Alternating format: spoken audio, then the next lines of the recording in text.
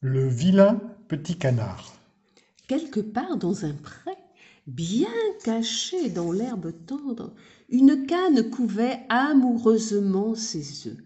La canne aimait discuter avec l'une ou l'autre amie de l'étang. Coin, coin, coin, coin. Ainsi, le temps s'écoulait plus vite. Coin, coin. Une autre canne qui passait par là lui cria. Coin, coin, coin, coin. Alors, crois-tu que cela va durer longtemps encore?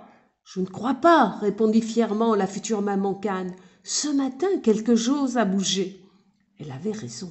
Ce jour-là, un des œufs se brisa. Le premier caneton était né.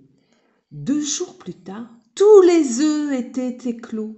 Tous les œufs, sauf un. Pourquoi cet œuf-là ne bouge-t-il pas? S'étonnait la maman canne, impatiente, un peu inquiète aussi. Mais un matin, crac! Le dernier œuf se craquela. Ouf! Soupira la canne. Après une si longue attente, me voilà récompensée. Mais quand elle aperçut le dernier caneton, la canne s'écria éberluée. Mon Dieu, que tu es vilain! Jamais je n'ai de mes yeux vu un aussi vilain petit canard. Le caneton était très timide.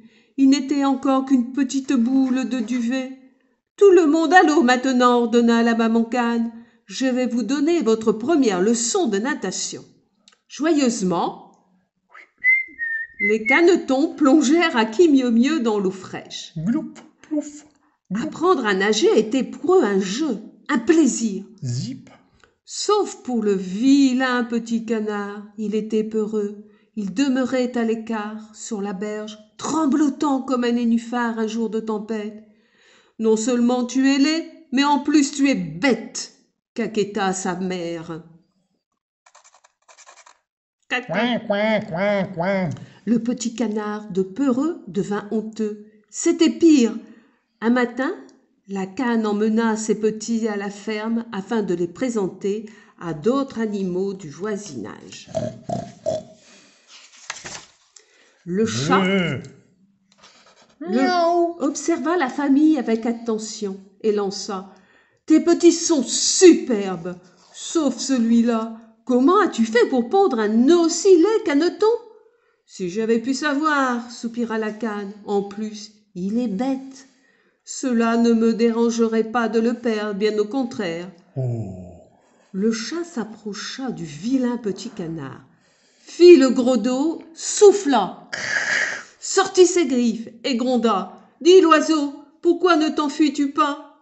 Le petit n'osa pas répondre. Une grosse poule brune déclara hautaine. « Nous ne voulons pas d'un canard aussi laid que toi, va-t'en d'ici. » Ni d'un canard aussi bête, ajouta un dindon. Prétention. Glou, glou, glou, glou, glou, glou. Pauvre petit canard, personne ne l'aimait, personne ne voulait jouer avec lui. Tout le monde se moquait de sa laideur, de sa prétendue bêtise. Même ses frères, même ses sœurs le méprisaient. Tous et toutes caquettaient. « Reste où tu es trop laid. » Dès lors, un matin, rejeté par sa famille, le vilain petit canard s'en alla. Il fila le plus rapidement qu'il put afin de se reposer dans un buisson. Soudain, un aboiement Wouh, wouh, wouh. retentit non loin de là. Un énorme chien de chasse ne tarda pas à apparaître. Il vit le caneton tremblant, le flaira, puis disparut. Le petit canard soupira. Ouf. Tristement, je suis donc si laid, même un chien de chasse n'a pas envie de m'attraper. Il repartit et marcha longtemps, longtemps. Plop, plop, plop. Bientôt, l'hiver revint avec ses neiges, ses glaces, ses froids. Le vilain petit canard, peu à peu, n'eut plus rien à se mettre sous le bec. Son estomac vide criait famine. Qu'il était malheureux! Il aperçut brusquement une petite hutte. Il courut frapper à la porte. Toc toc. « Entrez !» cria une voix de femme. En voyant le caneton, la femme s'écria. « Oh, que tu es laid ! Mais peu importe, tu peux rester ici jusqu'à la fin de l'hiver. Ma poule et mon chat Miaou. te tiendront compagnie. Le chat miaula d'un air supérieur. Miaou. Peu, je n'ai rien à faire d'un aussi vilain compagnon. Sais-tu au moins ronronner? Non, mais bégaya le caneton. Peux-tu au moins pondre des œufs? Demanda la poule. Non, répondit le caneton, gêné. Mais alors, que sais-tu faire? Lança le chat. Rien, murmura le vilain petit canard. Le chat paraissait excédé. Il dit avec moquerie: Laid, inutile et bête, voilà ce que tu es. Va te mettre dans ce coin et ne traîne surtout pas dans mes pattes. Le vilain petit canard aurait voulu fuir, continuer son voyage, mais par ce froid, il risquait la mort. Il prit donc patience et subit les moqueries de la poule et du chat. Toutes les corvées dures et sales étaient pour lui. Il n'avait droit qu'au reste des repas. Un jour, la femme annonça: La neige fond, le printemps revient. Déjà, le vilain petit canard avait bondi dehors. Il fila. Le chat et la poule lui crièrent: C'est ça, fiche le camp, on t'a assez vu. Cote, cote, cote, miaou. Le caneton ne sentait pas la fatigue. Il ne s'arrêta que lorsque la maison de la femme eut disparu de sa vue. Le petit canard était désespéré. Suis-je vraiment laid? Suis-je vraiment bête? Si seulement je pouvais être mort! Non loin de là, il y avait un étang. Un bruit retentit tout à coup. Le caneton passa timidement la tête entre les roseaux.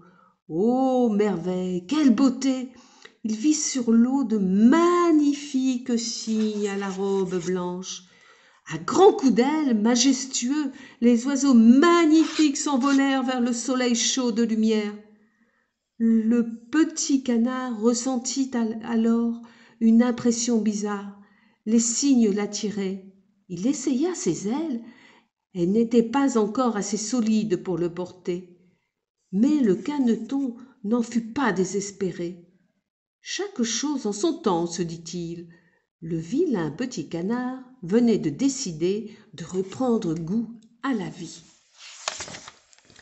L'été prit fin.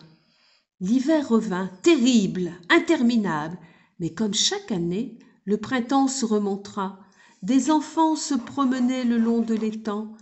L'un d'eux s'écria en montrant le petit canard: « Oh, regardez, quel magnifique cygne blanc !»« Moi? Moi ?» répéta le caneton surpris. Vite, il interrogea le miroir de l'eau. Surprise, il vit qu'il était devenu un superbe cygne. Incroyable, non? Sans le savoir, la canne avait tout simplement couvé un œuf de cygne. Alors, le beau cygne que chacun avait pris pour un vilain petit canard s'envola avec les autres cygnes. Il changea d'horizon et, pour la première fois de sa vie, il se sentit vraiment heureux. Voilà, l'histoire est terminée. Au revoir les enfants. Bye bye.